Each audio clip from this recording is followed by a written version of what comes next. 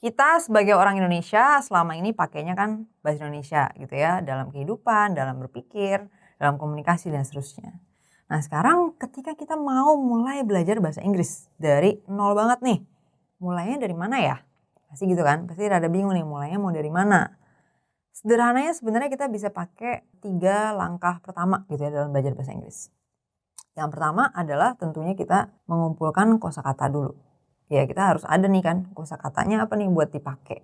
Jadi kita mencari dari kamus atau dari Google gitu, dari internet gitu kan. Terjemahan untuk suatu kata di bahasa Indonesia, terjemahan bahasa Inggrisnya apa. Habis itu kita ingat, kita hafalin tuh kalau itu ya. Kita harus simpan gitu di dalam memori kita. Kalau bisa di awal itu coba ingat 50 sampai 100 kata. Karena ini kira-kira jumlah kata yang udah bisa nih ya dipakai untuk nantinya kita coba bikin kalimat dan seterusnya gitu ya. Jadi kira-kira 100 kosakata aja dulu. Nah itu mulai dari situ pertama. Yang kedua, pemilihan kosakatanya itu jangan yang aneh-aneh ya. Maksudnya yang kita juga nggak make gitu ya. Nggak ada hubungan sama hidup kita, nggak. Justru kosakatanya itu mulai dari yang di sekitar kita aja gitu. Misalnya kita lagi duduk nih di ruang tamu. Ada apa aja sih benda-benda di sekitar kita? Nah dari situ. Oh TV misalnya. TV bahkan itu dari bahasa Inggris ya TV ya. Television gitu kan. Sama aja sama bahasa Indonesia ya televisi. Television, televisi. Maksudnya deket gitu. Nggak sama persis sih. Tapi bedanya dikit doang kan. Nah misalnya ada TV. Terus kemudian ada apa nih? Sofa. Sofa tempat duduknya apa nih? Couch gitu kan. Nah terus apa lagi? Oh, ada jam dinding. Jam dinding apa nih? Clock. Kalau jam yang ada di tangan apa nih? Watch gitu kan. Nah terus, oh ternyata watch ini bukan cuma jam tangan. Nah kita lihat juga, kita jadi tahu kan. Oh ternyata watch tuh artinya ada banyak nih, bukan cuma jam tangan tapi juga nonton juga istilahnya watch juga gitu. Nah jadi sekaligus dua berarti kan, jadinya kosakatanya tuh watch sebagai jam tangan dan watch sebagai kata kerja nonton. Nah terus di sekitar kita dan cari yang memang sering kita pakai gitu ya. Misalnya kita biasanya ngomong apa sih sama orang-orang atau biasanya sama kalau kita berbisnis gitu, biasanya customer tuh nanya apa gitu kan.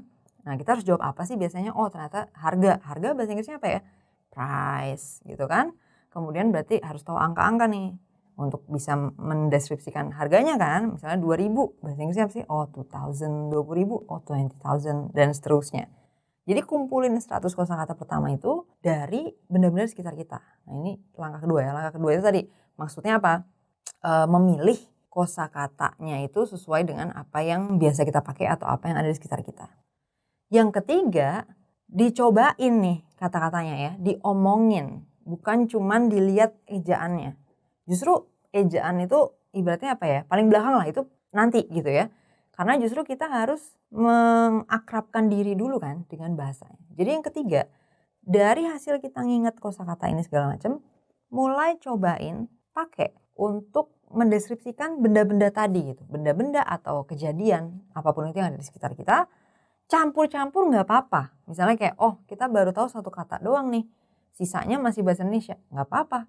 Yang penting udah mulai ya, mulai menggunakan bahasanya. Nah itu 3 langkah sederhana untuk mulai belajar bahasa Inggris.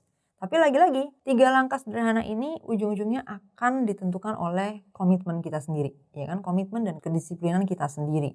Kalau misalnya kitanya nggak berkomitmen dalam mempelajari ini, ya nggak bakal bisa juga ya.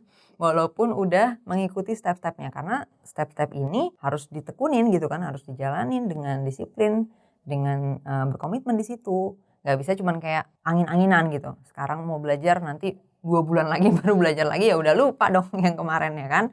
Nah jadi itu ya tadi langkah-langkah sederhana untuk mulai belajar bahasa Inggris.